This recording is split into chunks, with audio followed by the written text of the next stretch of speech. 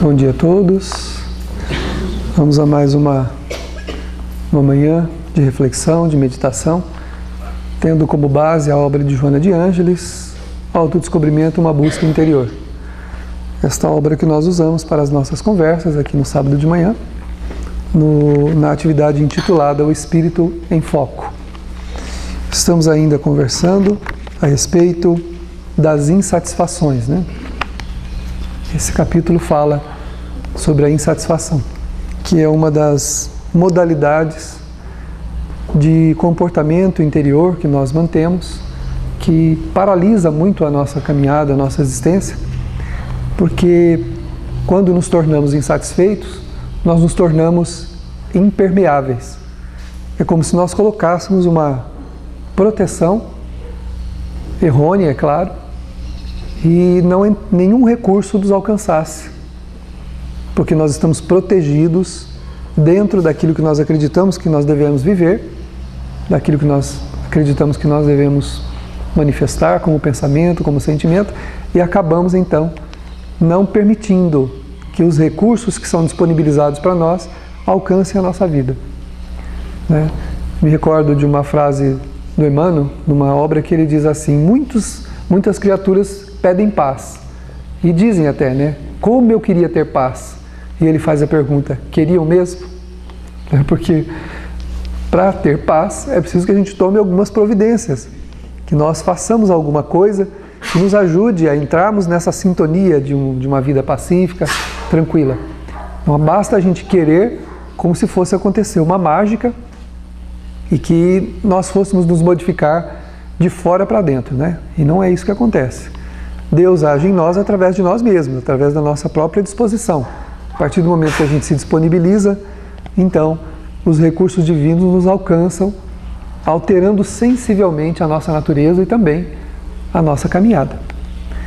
Então hoje, continuando o estudo da Joana, ela vai falar aqui então a respeito da insatisfação no sentido do desconhecimento do eu profundo, né? Existem possibilidades em nossa natureza muito grandes para superar qualquer coisa. Nós fomos criados por Deus como seres que possuem uma herança divina em nós, ou seja, Jesus falou: vós sois deuses, vocês vão poder um dia fazer o que eu faço e muito mais coisas, né? Se a gente achava que o que ele fazia era maravilhoso, ele disse que a gente ia fazer aquilo que ele fez e muito mais coisa. Mas até hoje a humanidade não faz. Até hoje nós vivemos às voltas, aliás, com uma série de dificuldades, né, de desafios que a gente não consegue muitas vezes superar os próprios desafios de sobrevivência, de vida mesmo, de entendimento da própria vida. Quanto mais fazer o que ele fazia, né? Mas ele diz que a gente vai fazer. Então quando vai acontecer isso, né? Quando é que a gente vai poder ter uma magnitude de ação sobre a nossa própria vida, não é sobre a vida dos outros, não. De tal forma que a gente se transforme realmente num Deus, não um Deus com D maiúsculo, né? Um Deus com D minúsculo, que é aquele que tem uma capacidade infinita de ação, né? E a gente percebe, quando a gente olha para a humanidade, criaturas que têm essa capacidade, dá para contar nos dedos, se a gente pegar no mundo todo, espíritos que fizeram obras, como nós já comentamos muitas vezes, recordo sempre isso, porque isso é muito importante. Eles são, para nós, referências vivas, né? A gente pegar a vida do Chico, pegar a vida da Madre Teresa, do Divaldo Franco, que ainda está encarnado, de outros espíritos, de outras denominações religiosas, de outros não religiosos, que realizam coisas para a humanidade sem ter praticamente, materialmente nada. Nada. Mas apenas uma força que nós ainda carecemos. Uma disposição interior que nós ainda não temos. Porque enquanto eles já superaram as barreiras do eu e já estão no outro, nós estamos ainda tentando trabalhar a nossa realidade. Eles já transcenderam, ou seja, eles já conseguiram fazer a própria superação. São espíritos que já engrandeceram-se ao tal ponto que eles não têm mais necessidade de ficar como que, entre aspas, né, que perder tempo na existência atrás daqueles tormentos naturais que nós perdemos, gastando grande parte da nossa vida em aflição. Grande parte da nossa vida é gasta em processos aflitivos, em aflições. Nós paralisamos a nossa caminhada muitas vezes para sofrer. E geralmente sofrer voluntariamente. Por posturas que a gente tem, escolhas que a gente faz, caminhos que a gente opta, que faz com que a gente paralise essa caminhada em processos aflitivos. Esses espíritos já superaram essa fase. E mesmo que tragam alguma deficiência, eles conseguem minimizar de tal forma o efeito dela sobre eles que vivem praticamente para auxiliar a humanidade. Já estão na fase do auxílio aos outros. A gente consegue fazer as duas coisas, né? Com muita dificuldade. Nós levamos as duas coisas juntas, né? Aí a gente costuma olhar as pessoas que têm disposição para trabalhar no bem e falam, nossa, fulano já está num nível elevado, né, de espiritualidade. Muitas vezes a gente não sabe o esforço que aquela pessoa faz para se manter disciplinada na escolha que ela fez. Como se fosse para nós inatingível aquela posição, fazer aquilo. Inatingível. A gente olha e vê as pessoas fazendo alguma coisa e fala, gente, eu não vou conseguir fazer isso. Como que a pessoa faz aquilo, né? Mas não é. Grande parte daqueles que fazem por disciplina. Disciplinaram-se aquela conduta, aquele comportamento para desenvolver o sentimento, que é o que essas grandes almas têm. Quando nós atingirmos os sentimentos que eles têm, aí a gente não vai viver mais para nós, né? Paulo já não dizia nas suas cartas, já não sou eu mais que vivo, é o Cristo que vive em mim. Ou seja, ele já só vivia para a maneira como Jesus havia orientado. Ele já conseguia vivenciar tudo isso e já não tinha mais necessidades dele mesmo. Ele não tinha mais quadros aflitivos de tal forma que seriam para ele paralisadores da caminhada dele, como é para nós. Nós perdemos grande parte do tempo existencial em aflições, sofrendo. E grande parte das vezes sofrendo desnecessariamente. Por escolhas, por caminhos que a gente toma, por decisões que a gente toma, ou por sentimentos. Sentimentos que a gente guarda. Raiva, mágoa, ressentimento, até ódio. Até ódio. Mas esses dias, há pouco tempo, eu ouvi uma pessoa me perguntar, mas será que tem nesse mundo alguém que odeia? Gente, olha para o mundo. A gente vai ver ações para todo lado que são expressões profundas do ódio, né? Espíritos altamente arraigados ainda ao ódio. A posições assim, radicais, extremistas em relação a tudo, à vida, né? E que estão perdendo tempo, estão paralisando a sua caminhada, o seu aprendizado, né? E quando a gente faz isso, a gente perde tempo. E esse tempo depois, ele entra na conta de grande lamento para nós, né?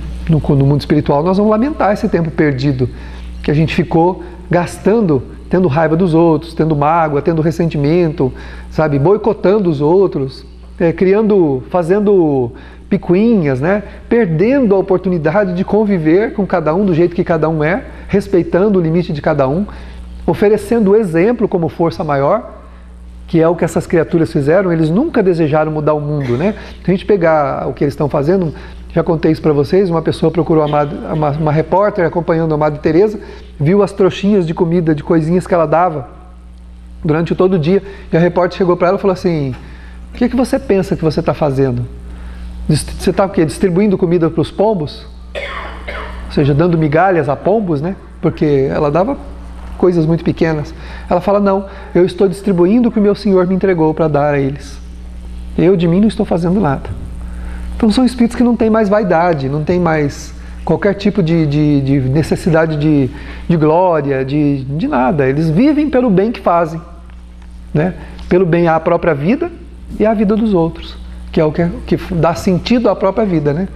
O tempo existencial nosso é muito pequeno. Uma vida, o Livro dos Espíritos, o Evangelho segundo o Espiritismo e outras obras espíritas dizem que quando nós chegamos no mundo espiritual, uma vida muito longa, por exemplo, uma vida de 100 e poucos anos, não passa de um piscar de olhos. O espírito, quando chega do outro lado, fala, mas já passou. Isso quem viveu muito. Chega do outro lado, acorda e fala, mas já passou. Ou seja, é muito rápido. E não podemos perder tempo nesse caminho, né? Não podemos perder tempo com picuinhas, com coisas que vão paralisando o nosso entendimento, né? A gente tem que ir virando as páginas da vida, né? Que a gente trava. Nós não viramos a página.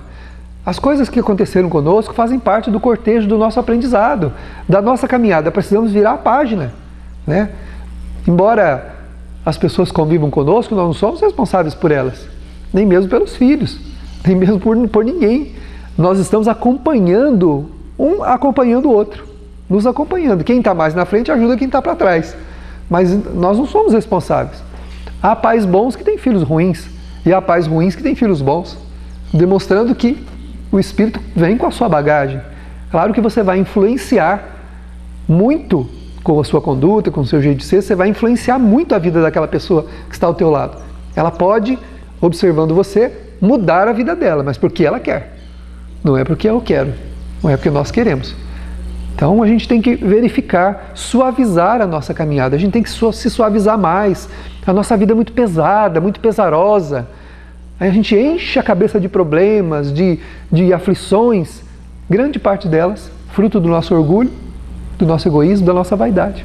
Na verdade não existe. Não são problemas reais, são problemas que nós criamos.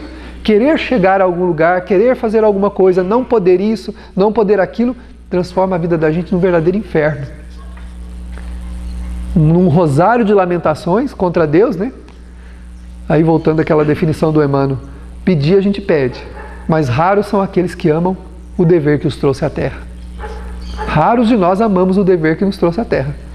A gente não veio para cá por acaso, cada um tem um dever existencial. Poucos de nós amamos esse dever, porque ele contraria as nossas paixões. Quando nós estávamos no mundo espiritual, estava tudo certo. Quando a gente chega aqui, aí a gente esquece, né? Nós temos o véu do esquecimento, então a gente esquece tudo, aí está tudo errado.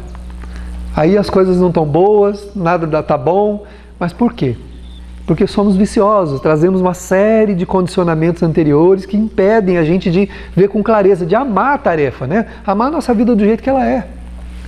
Não tem outra vida. Se a gente nascesse 1.000, 2.000, 3.000, 4.000 vezes, nasceríamos como estamos. Por quê?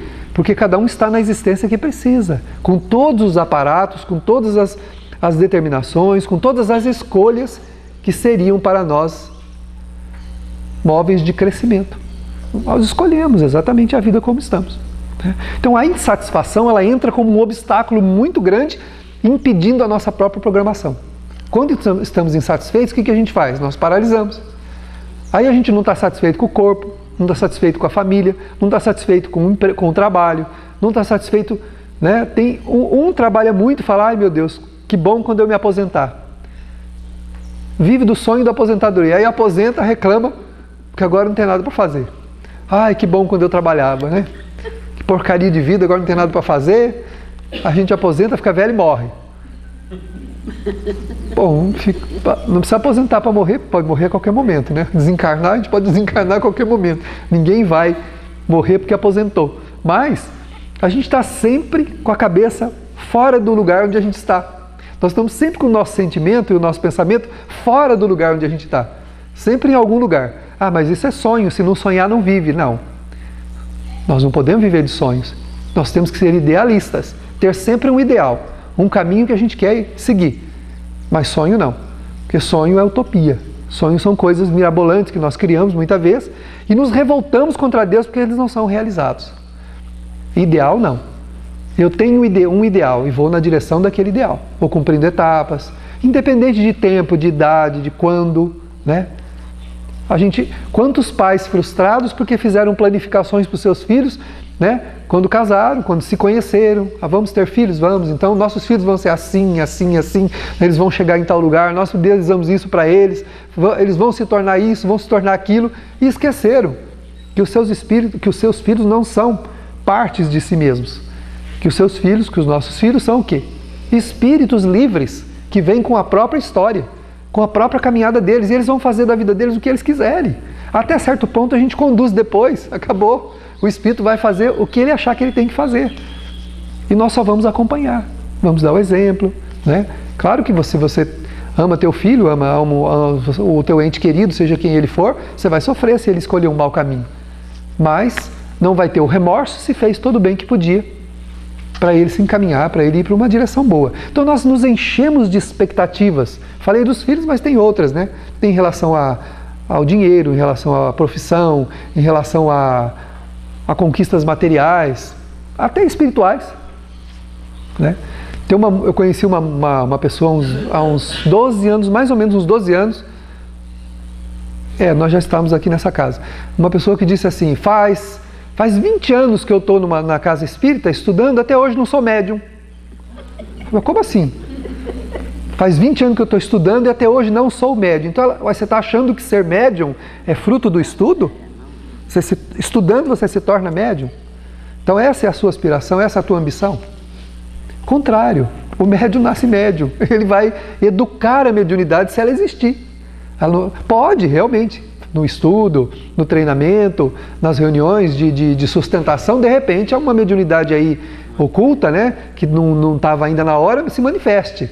Mas isso não pode ser uma ambição, né? Faz 20 anos que eu estou aqui estudando, até hoje não virei médium. Mas não tem que virar nem desvirar. A mediunidade é um processo de amadurecimento no caminho. Geralmente os médiums nascem médiums. E apresentam uma série de desconfortos, por isso que a maioria procuram a casa espírita para estudar, para educar essa faculdade que já tem. Agora, você pode ter um grupo de estudos de pessoas que não tinham nada, aparentemente. Aí passa para a parte prática, a pessoa está lá na sustentação, de repente, daí algum tempo, surge uma mediunidade que foi amadurecendo e apareceu. Mas não é uma coisa que se ambicione. Estou aqui há 20 anos e ainda não sou médium. Ou seja, então a minha ambição era ser médium. Eu ambicionei a mediunidade. Não é uma coisa para ambicionar, né? Então a gente tá cheio de exigências, cheio de sonhos, de ideias a respeito da vida, que na verdade algumas delas nunca vão acontecer. Nós temos que ter ideais sim, porque senão a gente fica insatisfeito e a insatisfação paralisa a vida da gente. Quando a gente percebe que as coisas não começam a acontecer como a gente queria, o que nós fazemos? Nos rebelamos. Nos tornamos criaturas amargas, duras, inflexíveis, né? Atacamos todo mundo, ferimos todo mundo, né? E vai perdendo a oportunidade de aproveitar da vida ao que ela tem de melhor para o nosso crescimento. Por isso a Joana diz aqui, né? Ela coloca bem aqui, que a insatisfação decorre da ignorância. Nós ignoramos a maioria das coisas que nos acontecem. Nós ignoramos, nós não temos entendimento.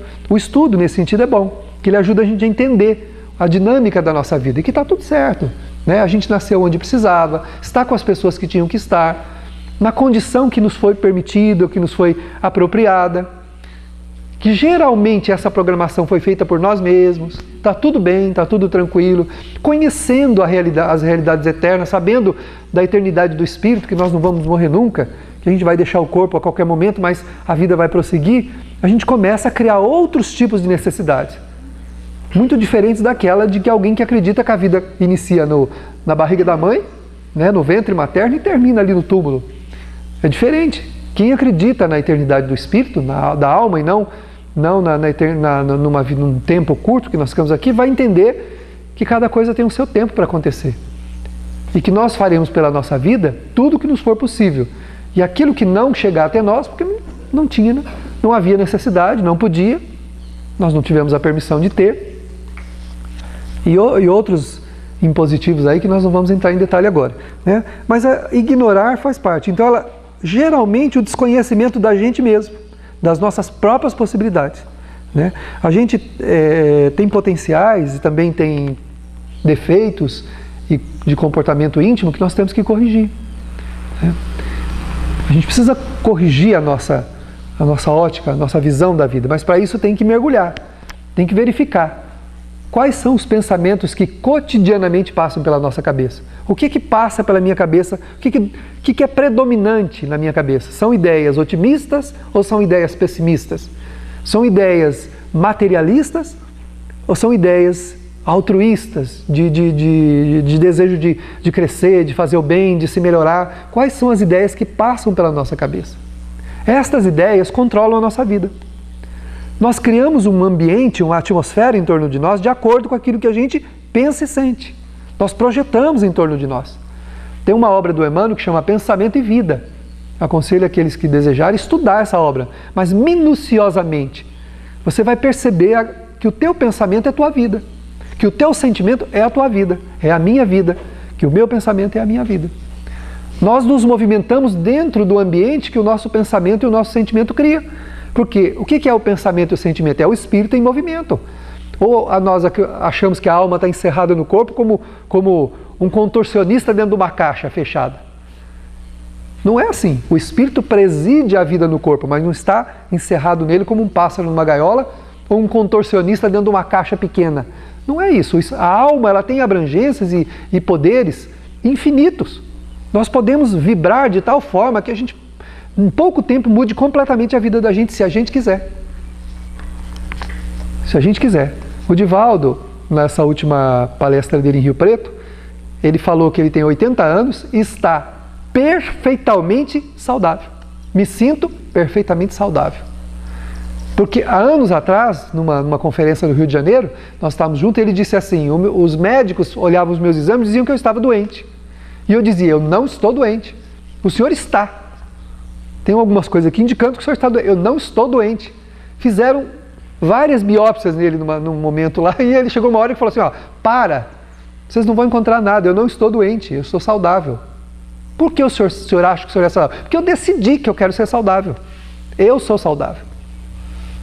Não é o fato de ter uma doença ou outra que nós não sejamos saudáveis, porque a questão de saúde tem também o emocional, o psicológico, o espiritual. Mas ele estava falando fisicamente mesmo, eu sou saudável, não tenho nada. Como ele disse lá na semana agora, terça-feira em Rio Preto, ele disse, eu sou saudável, tenho 88 anos, decidi que eu não vou ter. É o Espírito preside a vida no corpo, ele determina o que ele quer para si mesmo. Nós presidimos a vida no corpo e irradiamos essa vida em torno de nós. Na verdade, nós não poderíamos reclamar de ninguém a vida que a gente tem, porque na verdade, nós atraímos para nós tudo que tem relação com o nosso sentimento e com o nosso pensamento. Por isso que nós precisamos corrigir o pensamento. E ele vai voltar. Você vai ter um pensamento ruim, você vai corrigir ele e ele vai voltar. Corrige novamente. A Joana diz, numa obra onde ela fala sobre meditação, que nós temos que acudir o pensamento, mudá-lo, quantas e tantas vezes forem necessárias, até que ele pare de transitar na nossa mente, pelo menos de maneira contínua, determinando a vida que a gente tem. O nosso pensamento determina a vida que a gente tem. O que você pensa da sua vida é o que ela é. Ah, mas eu não penso assim, eu não penso nada de ruim para a minha vida. Será que não pensa? É que a gente não se dá conta do que passa pela cabeça da gente. Nós não damos conta, nós não paramos para pensar. Então a Joana fala que esse é o desconhecimento do eu profundo, que a gente precisa parar e prestar atenção, né? Verificar qual é o padrão de pensamento que eu tenho, o que é que eu penso da minha própria vida, o que é que eu penso daqueles que estão comigo, o que é que eu penso do meu trabalho, o que é que eu penso dos meus ideais. Tudo isso vai sendo programado conforme eu vou determinando, eu mesmo vou determinando isso. Claro que tem algumas coisas que, embora a gente deseje muito, nós não vamos alcançar. Porque faz parte da nossa prova não ter aquilo, não chegar a tal lugar. E às vezes uma ânsia tão grande de alcançar alguma coisa pode denunciar que existe ali um problema que nós temos que educar. Então não vamos ter porque precisamos educar. Nos educar naquele campo. Mas grande parte dos transtornos que nós experimentamos decorre da insatisfação. Ou seja, de olhar para a nossa vida e não estarmos satisfeitos com a vida que a gente tem. Uma vez eu ouvi de Maria Dolores, eu fiquei assim, estarrecido. Nós estávamos conversando sobre esse assunto e ela disse assim, e por que não estaríamos satisfeitos com a nossa vida? Uma pergunta banal, parece uma coisa banal. Mas como assim? Aí depois eu parei para pensar e falei, meu Deus, é verdade. Por que não estar satisfeito com a minha vida? O que existe na minha vida que me torna insatisfeito?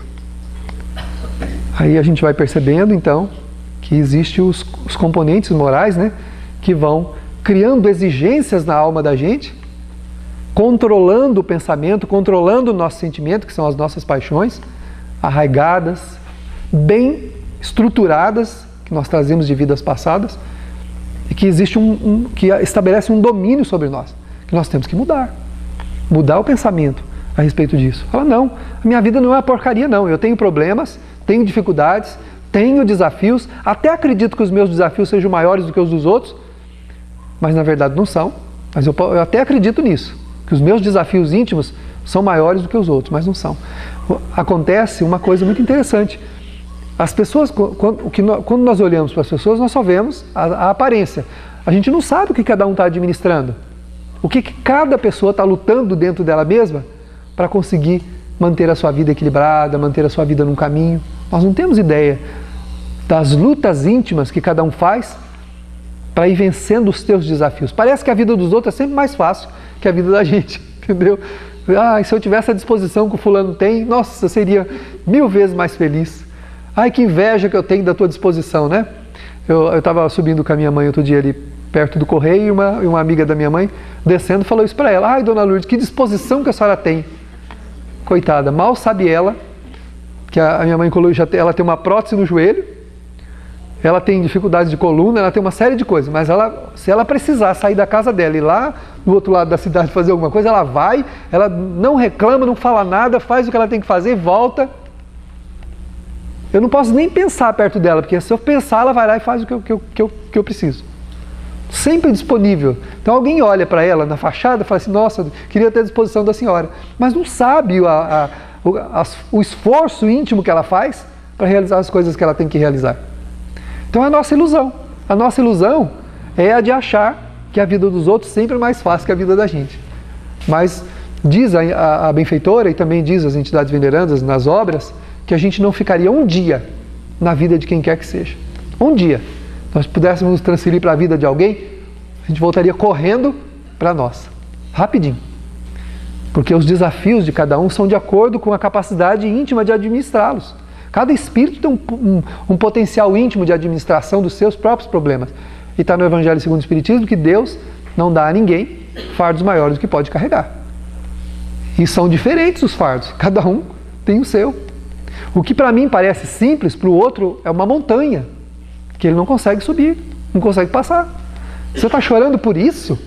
Quantas vezes a gente fala isso? Mas você está reclamando disso? Pois é. É fácil a gente avaliar a vida do outro com as forças da gente, né? Mas transfere-se para lá, para você ver com as forças que a pessoa tem, se aquilo que ela está realmente reclamando não é uma barreira muito grande. Né? Ouvi isso da benfeitora também há uns anos atrás, quando a gente começou as entrevistas. Ela disse assim, nunca minimize e nem desconsidere o problema de ninguém. Porque você não sabe para a pessoa o que significa o que ela está sentindo.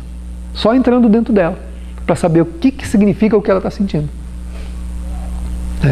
Com razão ou sem razão, para ela é um desafio muito grande. Então, a ótica da insatisfação faz a gente olhar para a própria vida com desgosto. Né? Eu estou desgostoso da vida. A gente enche a boca, né? Como quem come bombom. Enche a boca de bombom assim, né? Então a gente fala, estou desgostoso. Né? Enche a boca para falar o desgosto. Né? E de contrário, né? A gente fala, eu tenho muito gosto, né? Encher pela minha vida, muito gosto. Tenho problemas. Todo mundo tem. Ninguém está na Terra em regime de exceção. Não tem um espírito aqui no planeta em regime de exceção. Todo mundo necessitando resolver os seus problemas antigos e conquistar novos valores. Todo mundo. Essa é a finalidade da vida na Terra. Resolver os problemas que a gente trouxe e conquistar valores novos. Muitas vezes a gente não está fazendo nenhuma coisa nem outra. Porque a gente se perturbou de tal forma, né? Se inquietou de tal maneira que nós estamos nos debatendo e não estamos caminhando, né? E também quem está se debatendo não está construindo nada, né? A insatisfação, então, ela está ligada ao apego aos bens materiais, está ligada a essa questão do orgulho, da vitimização, está ligada a muitas outras questões. Muitas outras coisas. Vitimização, principalmente. Da vitimização. A Medina falou que a insatisfação está ligada a uma série de fatores, né? Sem dúvida. Para cada um de nós, ela tem uma interpretação, né? É individual. Depende O insatisfeito geralmente tem razões próprias para a sua insatisfação. Cada insatisfeito tem razões muito próprias para a sua insatisfação. Tanto que eu acabei de falar agora há pouco. A pessoa olha para o outro e fala, você está sofrendo por isso? Você está reclamando disso? Porque são razões muito próprias. Cada um tem a sua própria ótica da insatisfação. Mas todas são negativas. Porque elas paralisam a caminhada. A insatisfação paralisa. É uma rebeldia. É uma rebeldia. Né? O insatisfeito é um rebelde. Não concordo, não aceito, não quero, não vou, não faço, não levo, não troco, não empresto, não alugo, não... acabou. Travo. Ele trava e não vai. Né? Trava e não vai. Todos nós podemos sofrer disso, viu? Qualquer um de nós, em qualquer momento da nossa vida, podemos passar por um clima de insatisfação. Nós não tomamos cuidado, a gente vai se absorvendo pelos problemas e vai começando a se vitimizar, achando que nós somos vítimas. Então, né, que coisa, sempre ruim, tudo ruim, nada dá certo para mim, minha vida é uma porcaria. Já deu certo, nós reencarnamos, já deu certo. O dia que a gente nasceu, deu certo. Então a insatisfação é aliás, a depressão é uma insatisfação crônica? Podemos dizer que sim. A nossa irmã disse que se a depressão é uma insatisfação crônica, podemos dizer que sim, né? É o espírito insatisfeito consigo mesmo, pelos próprios enganos, que não tem coragem de lutar para mudar. Então o que ele faz? Vai para a culpa, né? Para o ambiente da culpa, da vitimização. Eu não valho nada, eu sou uma porcaria, eu não presto, nada funciona. Entra no processo então da desistência. Ele desiste de lutar porque não acredita que tem forças, que tem autoridade moral para vencer, para caminhar, né? Geralmente ele se transfere para o ambiente da culpa, né? Tem as depressões por causas atuais, que a gente sabe que a pessoa entrou num quadro por um problema real, e tem depressões que a pessoa tem e ela não sabe explicar de onde vem. Está tudo certo, está tudo tranquilo, a vida está boa e a pessoa está num quadro depressivo. E esses são resquícios de vidas passadas, né? O Espírito traz, mesmo as de ordem atual, né, as que representam problemas atuais, a fraqueza para os enfrentamentos que faz com que a pessoa mergulhe no quadro depressivo vem do passado, vem das experiências mal sucedidas do passado. Então a pessoa mergulha no clima da insatisfação, né? Mas geralmente a insatisfação consigo mesmo. A depressão é uma ótica distorcida que se tem de si mesmo, que o espírito tem dele mesmo. Tanto que a maioria dos depressivos, pelo menos nos estudos que a gente faz, ele não acusa ninguém pelos seus problemas. A pessoa não acusa ninguém pelos seus problemas. Aliás, ao contrário, acusa a si mesmo. Ele acusa a si mesmo. Ele reclama de si mesmo, ele lamenta a sua própria vida. Porque são fracassos, né? São ambientes de fracasso em que o espírito acaba se transferindo. Quanto mais a pessoa se autopenetra, busca dentro de si mesma, mais se descobre e mais possibilidade tem de se conhecer. Essa conquista leva ao infinito, porque vai ao Deus interno, que abre as portas ao entendimento do Criador. Jesus falou que a gente vai amar o próximo com a medida que ama a si mesmo. Então, enquanto eu não tiver uma visão otimista da minha própria vida, dificilmente vou gostar de ninguém. Vou gostar de quem quer que seja. Geralmente, os pessimistas usam os outros, mas não amam. Os orgulhosos usam as pessoas, mas não amam. Agora, a pessoa que começa a se conhecer, trabalhar os seus defeitos, trabalhar as suas limitações, passa a amar-se mais. O que é amar-se? É fazer coisas que lhe tragam benefícios morais, principalmente morais, né? Teve um milionário americano que ele falou assim, ele deu uma entrevista, ele falou assim: eu vou me dar uma grande alegria, um grande presente. O cara falou: o que você vai fazer? Comprei uma mansão de 44 quartos, mais não sei quantas salas de não sei do que, não sei do que, não sei do que, de um artista que está vendendo lá, não sei aonde, lá no estado americano. Ele falou: eu mereço esse presente, eu vou me dar esse presente. Então a gente começa, então, quando não quer viajar para dentro, começa a viajar para fora. Aí começa a querer se dar coisas. Aí a gente acha que a gente é infeliz porque não tem a casa que a gente queria ter, porque não tem o carro que a gente queria ter, porque não tem isso, porque não tem a mulher que queria ter, não tem o esposo que queria ter, os filhos, né? O emprego. A gente começa a olhar para fora e acha que, então, eu mereço, eu mereço. Quantas vezes a gente escuta as pessoas dizerem isso? Tudo bem, não há problema nenhum, desde que não pare só nisso. A pessoa: eu preciso me dar um presente. Então tá bom, ela comprar um negócio bem grande, porque aí eu vou ficar bem, né? Eu preciso me dar esse presente. A gente pode até se dar esse presente, mas não é esse presente que vai tirar a gente do marasmo interior, vai tirar a gente daquela água parada onde a gente está, que está começando a entrar em estado de putrefação, né? Não adianta botar um prendedor no nariz, né?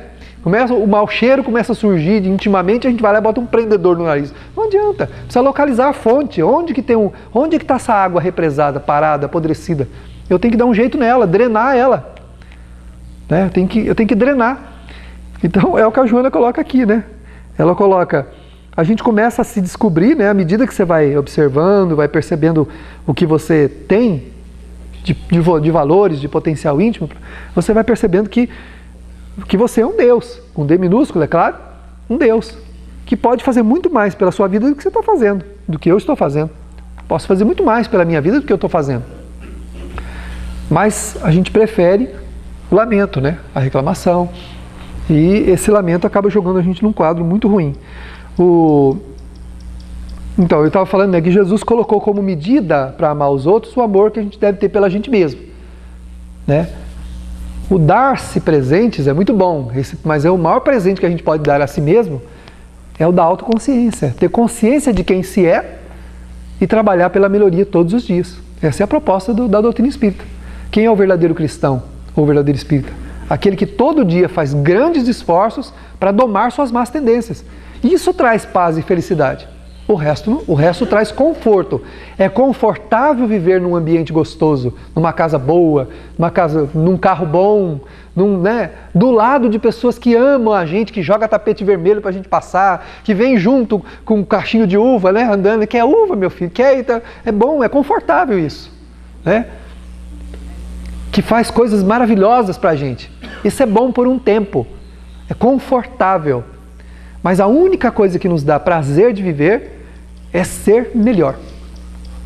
Ser melhor. Isso nos dá prazer de viver, porque a criatura boa, ela tem uma boa relação com a vida e com a sua própria vida. Encontra prazer em si mesmo, na sua própria vida. E aí quer dividir isso com todo mundo. Claro que é bom viver do lado de pessoas agradáveis, que faz tudo o que a gente quer, não tenha dúvida. Só que isso é confortável. Isso é só um conforto, mais nada. Que dá pra gente o quê? Uma alegria momentânea. Geralmente quem tem tudo isso, reclama. E as pessoas que mais tiveram e mais têm, são as que mais têm problema. E geralmente o índice de suicídio na humanidade está entre essas pessoas e não entre aqueles que não têm nada. A maioria das pessoas que recorrem à extinção da própria vida, tinham o que todo mundo queria ter. Viviam como todo mundo queria viver. Eu já ouvi gente falar que daria 20 anos da própria vida para viver a vida da outra pessoa. Olha, eu daria 20 anos da minha vida para viver a vida que aquela pessoa ela vive. Olha, meu filho, é uma grande besteira. Se você soubesse, não faria isso. Não falaria isso. Se a gente soubesse o que a gente está falando, a asneira que a gente está falando, né? Porque nada disso que a gente consegue angariar à volta da gente é garantia de conforto íntimo, né? Conforto exterior, mas não conforto íntimo. É confortável, né? Mas não é prazeroso. O que dá prazer, segundo Jesus? É a modificação. O que ele falou para a mulher equivocada que ia ser apedrejada? Eu não te condeno, ou seja, não precisa de condenação. Mas aí, você quer viver bem, você quer viver feliz? Vá e não peques mais. Ele deu a receita de felicidade para ela. E ela acatou. Ela aceitou. Ela aceitou e se tornou uma pessoa extremamente valorosa. Tão valorosa que no instante da morte dela, quem veio retirá-la do corpo? O próprio Cristo. Olha a grandeza que esse espírito alcançou. Era uma pessoa desprovida de qualquer tipo de moral e qualidade. E a hora do desencarne dela, Jesus veio tirá-la do corpo. Vem, vem, vamos embora, vamos comigo. Vamos embora comigo. Por quê? Ela se transformou de tal forma que ela encontrou o caminho da felicidade dela. Pela própria transformação. Ser bom, como diz o Marival lá, o ex-presidente da Federação Espírita Mineira lá, né? Ele fala assim, o bom é ser bom. Ele coloca sempre, ele manda a mensagem dele, embaixo ele escreve assim, o bom é ser bom. E é isso mesmo. Bom é ser bom, porque a bondade traz um ambiente íntimo de conforto, de esperança, de alegria, de paz, de tranquilidade, que independe do que e de como nós estamos vivendo, ou do que está acontecendo conosco. Se a gente está passando por um problema, está passando por uma dificuldade, seja ela de saúde, seja ela material, seja ela com alguém, independe. Independe. Porque senão nós vamos ficar transferindo a solução das nossas frustrações atrás de coisas, né? Atrás de coisas, de pessoas. Né? A pessoa idealiza o príncipe encantado e a princesa encantada e sai com a cadernetinha por aí, fica olhando. Será esse? Acho que é aquele. Será aquele? Aí sai por aí caçando. Mas, meu filho, a pessoa que você idealiza não existe. Eu falo isso para a mocidade, ó, cuidado com a pessoa que vocês estão idealizando para a vossa vida. Essa pessoa não existe. Não existe. Existe uma pessoa comum que tem uma programação contigo que você vai encontrar ela para poder estabelecer uma vida. Uma pessoa comum como você, como eu, como qualquer um de nós. Não tem uma pessoa especial, um príncipe, uma princesa. Né? Só tem sapo e sapa. Não tem jeito, né? Não tem príncipe. E não adianta beijar que vai virar príncipe, que vai virar princesa, não é sapo mesmo. O que acontece com a vida é que a vida coloca o óculos cor-de-rosa. E aí a gente olha, né? Tá tudo maravilhoso e vai. Quando passou 5, 10 anos, tá com 3 filhos, a vida tira o óculos, né? Aí a pessoa se assusta, né? Mas aí já está andando, né? Já está vivendo, então vamos lá, vamos tocar. Vamos caminhando, né? Isso aí, vamos junto. Por quê? Porque nós não dependemos. Na verdade, o que a espiritualidade tenta mostrar para a gente, né? O que a doutrina espírita tenta mostrar aqui? A nossa vida, embora conectada, é desconectada. Né? O pai de um amigo meu, numa mensagem psicografada agora por nós há poucos dias atrás, ele disse assim: nós caminharemos solitários, porém nunca sós. Ou seja, na nossa missão, nós somos solitários. Cada um tem a sua própria atribuição de vida, que o outro não pode fazer nada. Você está sozinho, mas nunca sós. Porque Deus nos proveu de corações queridos, de almas bondosas que estão conosco dos dois lados da vida, ajudando a gente a caminhar. Nós temos família, né? Nós temos amigos, temos irmãos, temos a espiritualidade que está caminhando com a gente. Então, solitários, nunca sós. Olha só que colocação linda dele. Muito simples ele fala lá na carta. A gente é solitário na missão de cada um. Solitário. Porque a tua necessidade não é a de ninguém, é a tua, é a minha. A minha necessidade é minha. Eu tenho uma necessidade espiritual para poder construir. E isso ninguém pode fazer nada por mim. Mas eu não vou caminhar sozinho. Vou caminhar com outras criaturas do meu lado. Deus vai me dar trabalho, vai me dar uma família, vai me dar amigos, vai me dar amigos espirituais, um anjo da guarda. Olha quanto adereço, né? Quanta coisa que tem para a gente poder caminhar nessa existência. Muitas vezes, o que menos faz pela nossa vida é a gente mesmo. Todos fazem, a gente faz pouco. Né? A gente faz pouco. Então, qual é a garantia de paz, de felicidade, de uma vida exitosa? A mudança. O verdadeiro espírito, o verdadeiro cristão é aquele que faz grandes esforços para domar as suas más tendências. Não é dos outros, não. Fulano, você está errado. Tá bom, pode até falar. Mas e eu? Corrigir a vida dos outros não vai me corrigir. E o que vai me levar a um enlevo de alma é eu me corrigir, é tornar-me melhor. Né?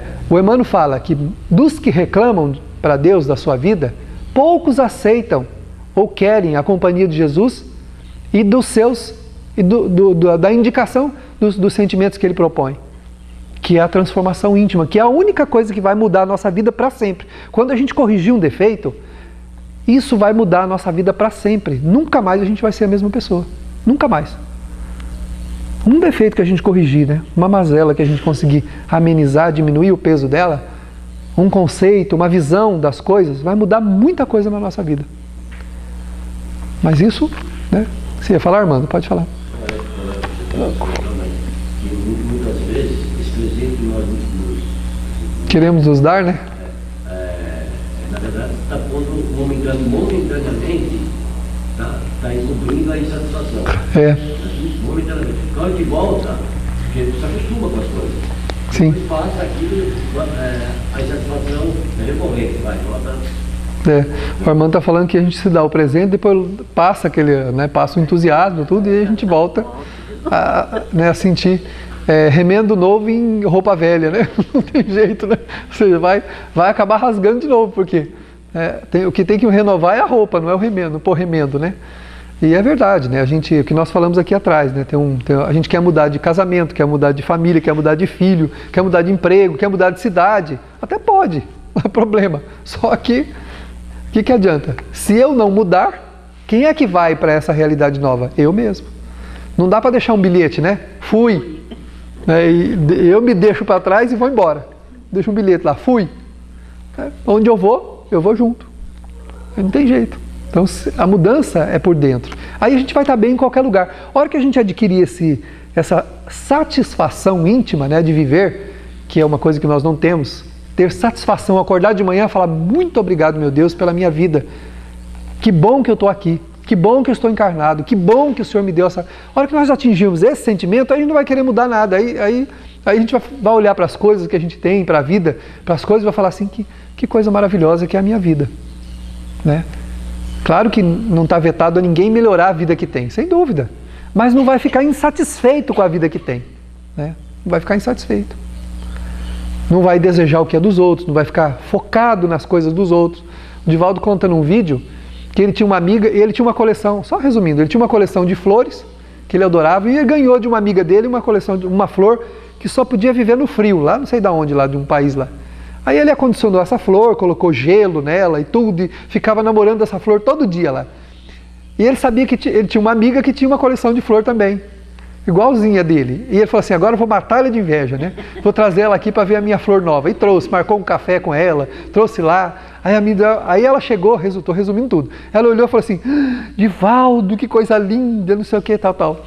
Aí a hora que ela estava saindo da mansão, ela falou assim, olha, vai lá dar uma olhadinha na tua flor, porque eu tenho certeza que ela vai morrer. Mas como assim? O Divaldo já ficou com a pulga atrás. Tudo o que eu olho, morre. Tudo o que eu olho, que eu desejo, morre. Eu tenho isso comigo, Divaldo, e eu sofro muito com isso. Se eu olhar para uma planta e desejar, a planta morre. Se eu olho para uma criança e achar ela bonita, a criança tem febre. Se eu olho para qualquer coisa, o negócio estraga, desanda. O Divaldo ficou com o cabelo em pé, mas por via das dúvidas foi lá ver a plantinha. Chegou lá, a plantinha estava murcha. Né? No outro dia ele falou que ela não estava murcha, ela estava seca. Parecia que um raio tinha atingido ela, secou. Aí ele ligou para a moça, para a mulher e falou, realmente, a planta morreu. Aí ele chamou a atenção e falou para ela, você vai aprender a canalizar essa energia. Você não sabe apreciar sem desejar, esse é o seu problema. Você quer, você deseja, tem que aprender a apreciar a beleza sem desejar para você, sem querer. Porque aí ele mostrou a natureza e falou, tá vendo? Tá vendo aquela estrela lá no céu, as coisas da vida? Tem tanta coisa que existe na natureza, que é belíssima, que nós nunca vamos ter. Você nunca vai ter aquela estrela para você. Você nunca vai ter. Tem coisas que nós vamos, que são coisas belíssimas que tem na vida e na natureza que nós não vamos ter. Você tem que aprender a apreciar a beleza sem desejar, sem querer, né? Olhar para a estrela e que é a estrela aqui no colar. Ai, que bom se eu pudesse pôr aquela estrela aqui no meu colar, né? Desejar, ele diz, você precisa aprender a canalizar essa energia. Resumindo a história, ele ensinou ela a canalizar essa energia, ensinou ela a ser passe, e ela se transformou num excelente passista de cura. Principalmente na área de câncer, pessoas que tinham problemas de dores crônicas. Quando ele precisava, ele ligava para ela vinha lá, dava um passe e a pessoa melhorava. Nunca mais as coisas que ela olhou, secou ou morreu.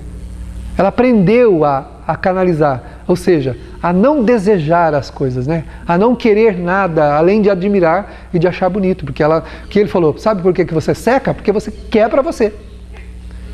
Você deseja aquilo, né? Ou seja, você mata, e não é por maldade, não. Não é por querer nem por maldade, não. Ou seja, você descarrega sobre o móvel do teu desejo um quantum de energia tão grande que ela perece, né? Então você precisa aprender a não desejar, mas a admirar a beleza, né? A exaltar a beleza sem querer para você.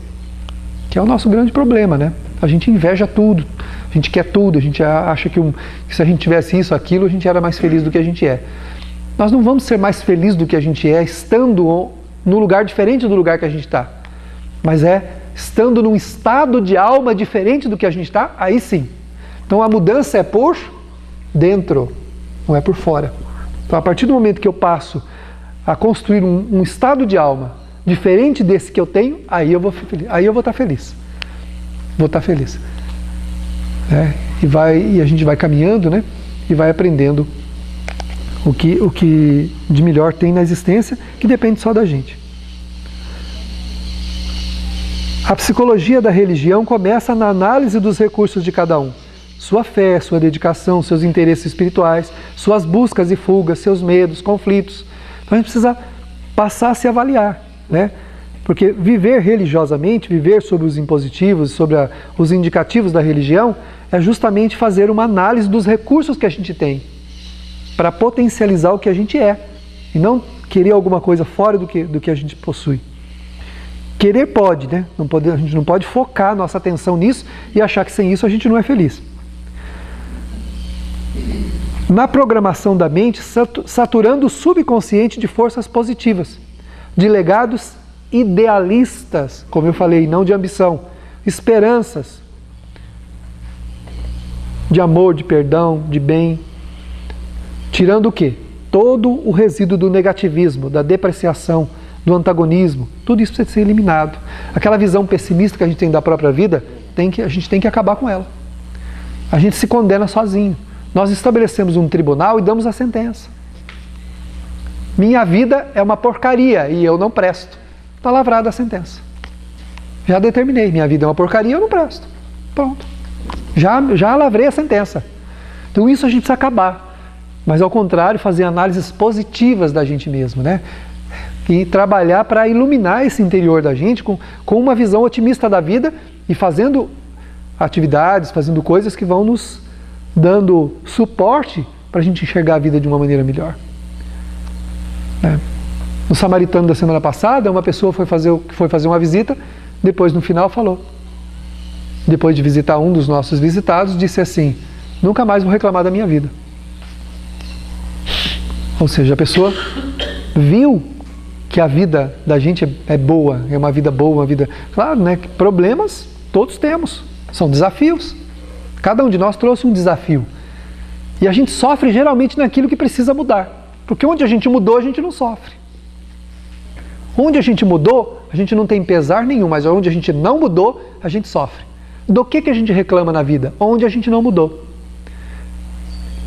Porque ao contrário das pessoas bem realizadas intimamente, elas se posicionam bem em tudo que fazem e ficam felizes com os resultados, sejam eles pequenos ou grandes. Enquanto a gente muitas vezes recebe uma coisa grande e fala, podia ser melhor. E reclama de tudo, né? E de todos. As agressões exteriores, os choques sociais e emocionais, mesmo os que recebidos, passarão por critérios novos de avaliação e serão compreendidos. O que a gente faz? Tudo acontece comigo. Qualquer coisa que acontece de errado, a gente fala assim, tá vendo? Tinha que ser comigo. Como se não acontecesse nada de errado com ninguém. Você viu a visão que a gente tem das coisas? Acontece alguma coisa de errado, fala, tá vendo? Tinha que ser comigo. Como se não acontecesse nada de errado com ninguém.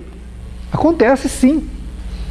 Se a gente pudesse receber notícia da vida de todo mundo, a gente ia perceber que todo mundo tem desafios. Desafios grandes, muitas vezes, maiores do que aquele que a gente está enfrentando. Né? Maiores.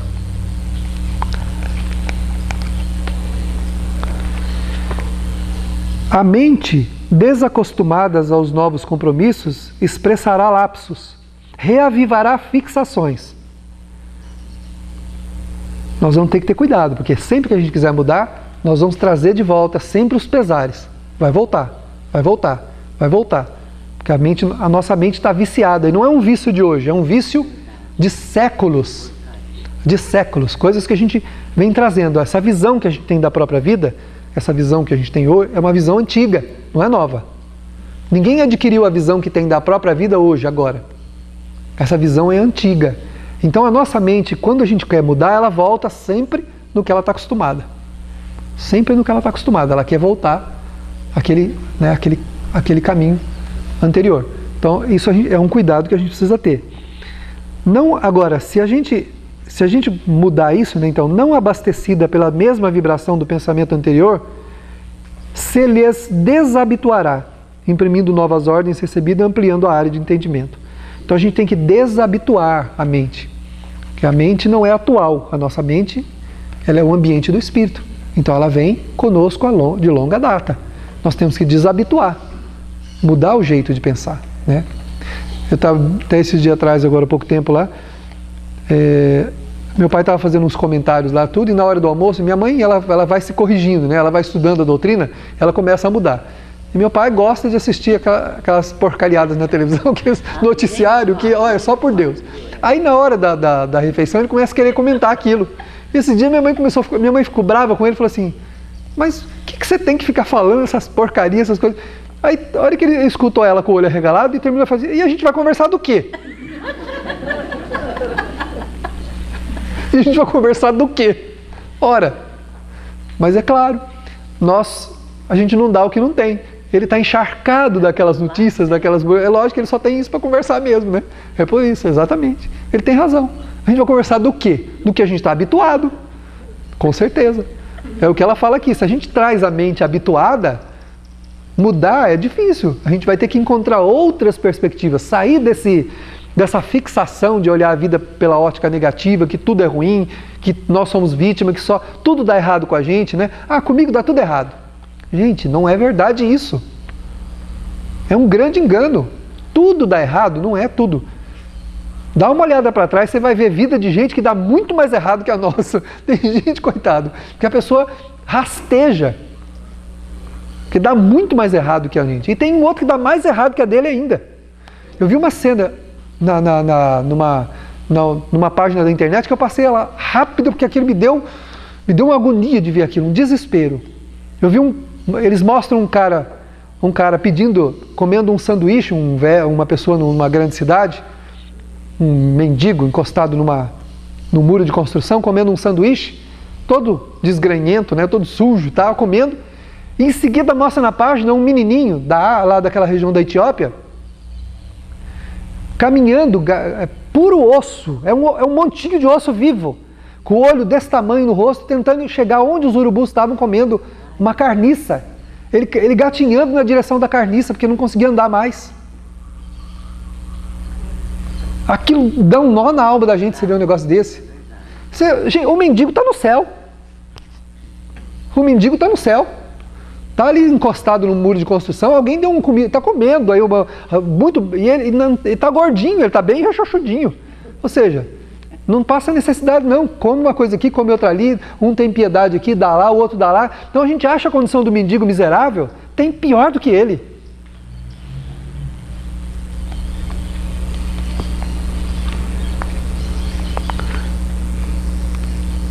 E isso precisa mesmo dar um nó na alma da gente.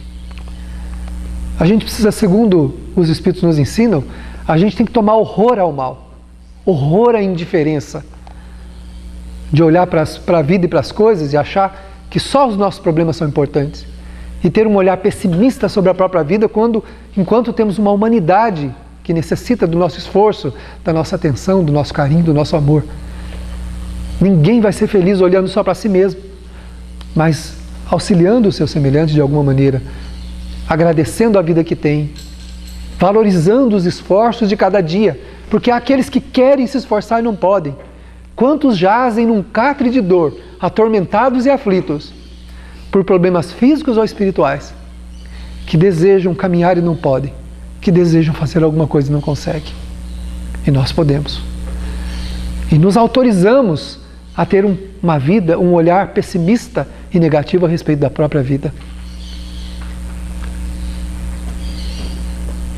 Aí pergunta Jesus à mulher: onde estão os teus acusadores?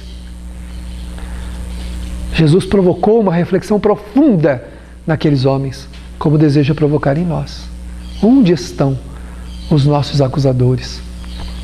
Nós aceitamos a acusação porque não temos disposição para deixar os ambientes enganosos, de aflitiva condição, para caminhar na direção da solução das nossas dificuldades através dos melhores sentimentos que nós possamos dividir com a humanidade que nos compartilha os passos.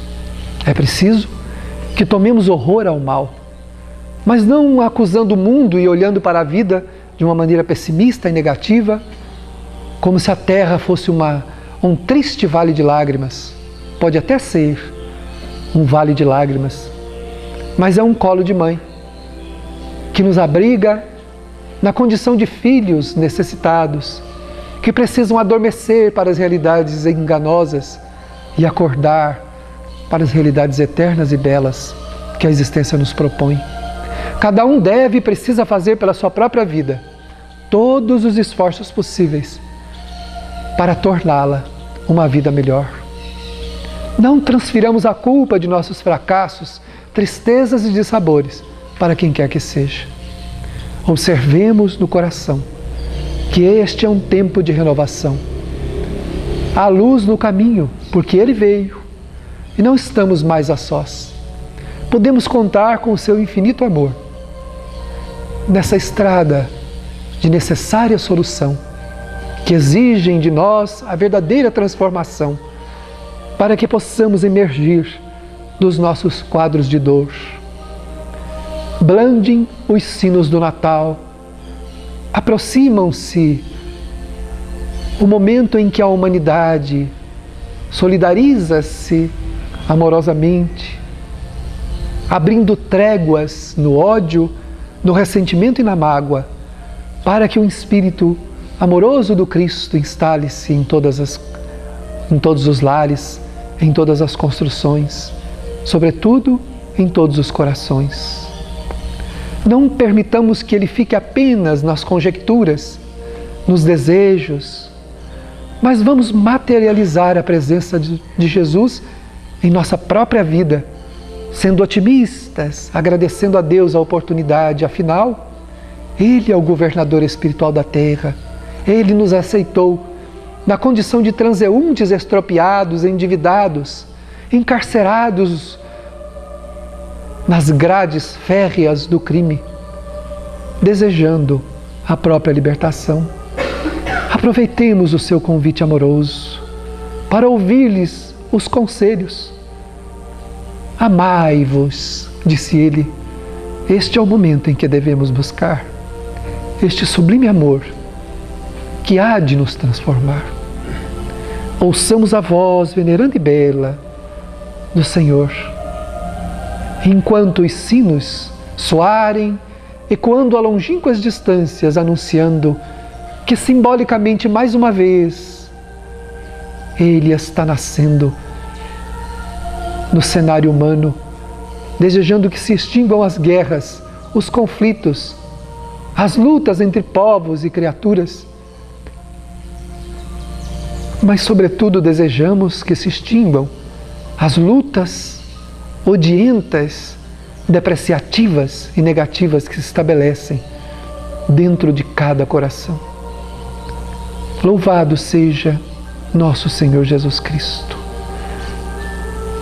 Assim seja.